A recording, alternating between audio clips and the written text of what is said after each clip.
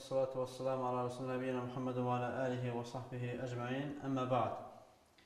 Növbəti dərsimizdə, bugünkü dərsimizdə biz ərəb dilinin daha 4 hərfini öyrənəcəyik və bu hərflər dəl, zəl, ra, zəy hərfləridir. Və bu hərflərin tələffüzünə diqqət yetirmək lazımdır. Çünki dəl, zəl, ra, zəy. Dəl, zəl, ra, zəy.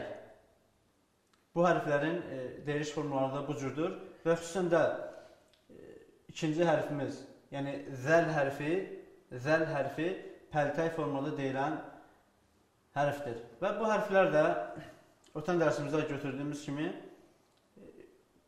sərbəst halda bu cür yazılırlar və hərflərin demək, birincisi dəl hərfi sərbəst formada bu cür yazılır, zəl hərfi bu cür yazılır, ra hərfi bu cür yazılır, zəy hərfi də üzərində bir nöqtə ilə yazılır. Və bu ra və zəy hərflərini bu formatda yazmaq mümkündür.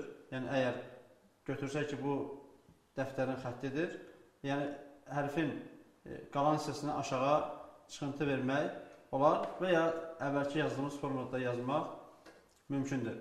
Demək, dəl, zəl, ra, zəy. Dəl hərfi müəyyən hallarda özündən əvvəl birləşir, müəyyən hallarda isə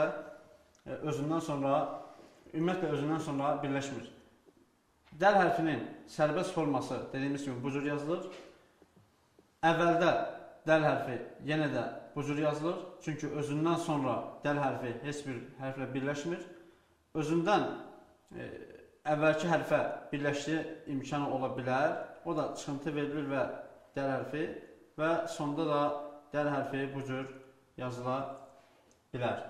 Və gördüyünüz kimi dəl hərfi sərbəst halda heç bir şey birləşməyib hərfə. O əvvəldə heç bir hərfə birləşmir.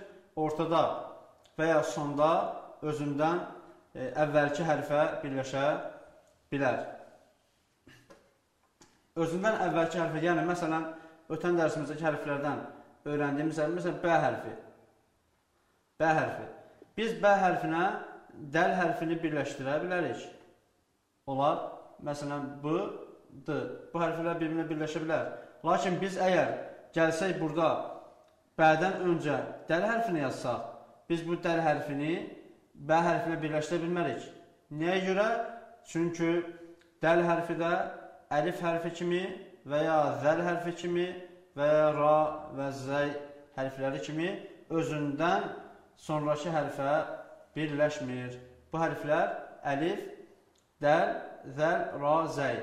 Bu hərflər özündən sonraki hərflərə birləşmir.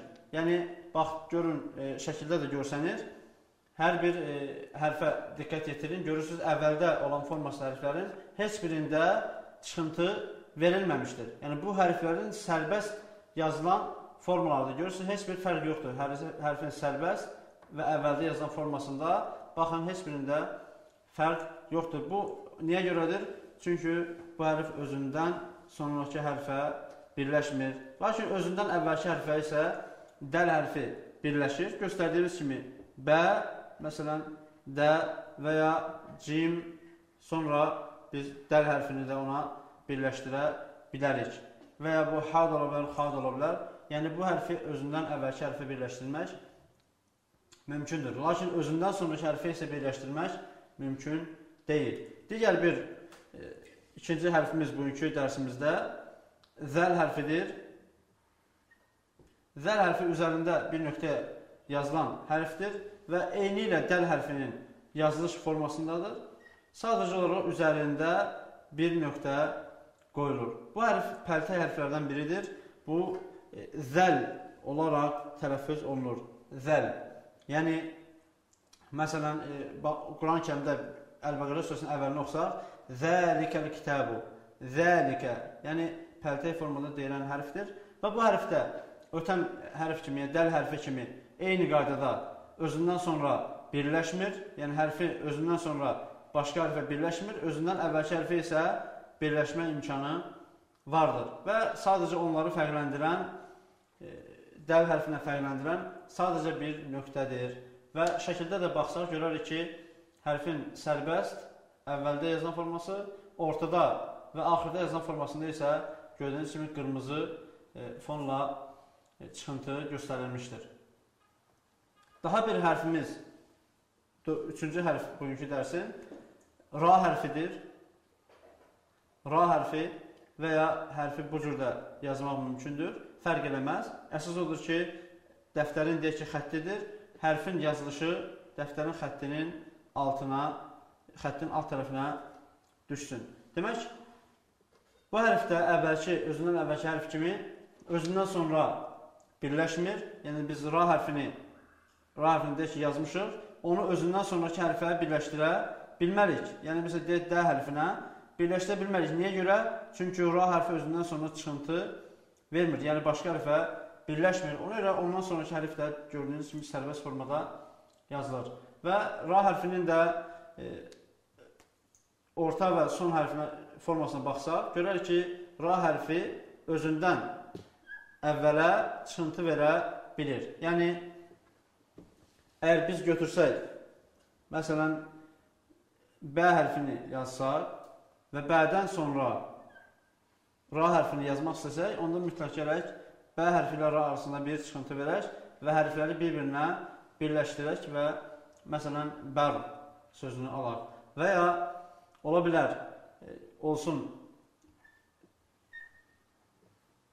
hə hərfi və ra hərfinin bir-birinə birləşməsi. Yəni, bu B hərfidir, digər ra, bu hə hərfidir, bu isə ra hərfinin formasıdır. Və həmçinin zəy hərfi ra hərfi ilə eyni formada yazılan bir hərfdir. Bu hərfdə ra hərfinə sadəcə bir nöqtə ilə fərqlənir və özündən sonra eyni qayda birləşmir və özündən əvvəldə isə başqa bir hərflə birləşə bilər. Və ümumən hərflərə baxsaq, dəl, zəl, ra, zəy və hər bir hərfin deyiliş formasında, yəni bayaq dediyimiz kimi hərfin ilk sözü ilə götürülür, hərfi ilə götürülür, dəl, d kimi tələffüz olunur, zəl, zə kimi, ra və zəy hərfləri də r və z kimi tələffüz olunur.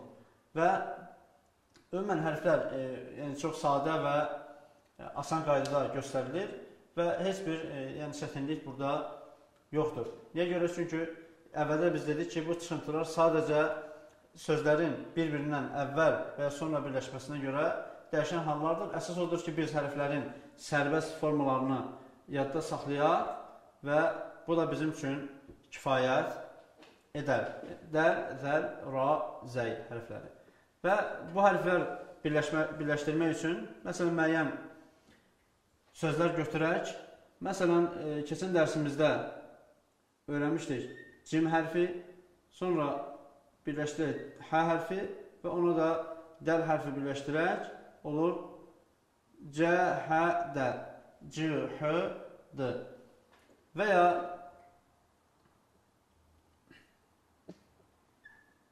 B hərfi, daha doğrusu B hərfi, daha sonra X hərfi və deyək ki, R hərfi.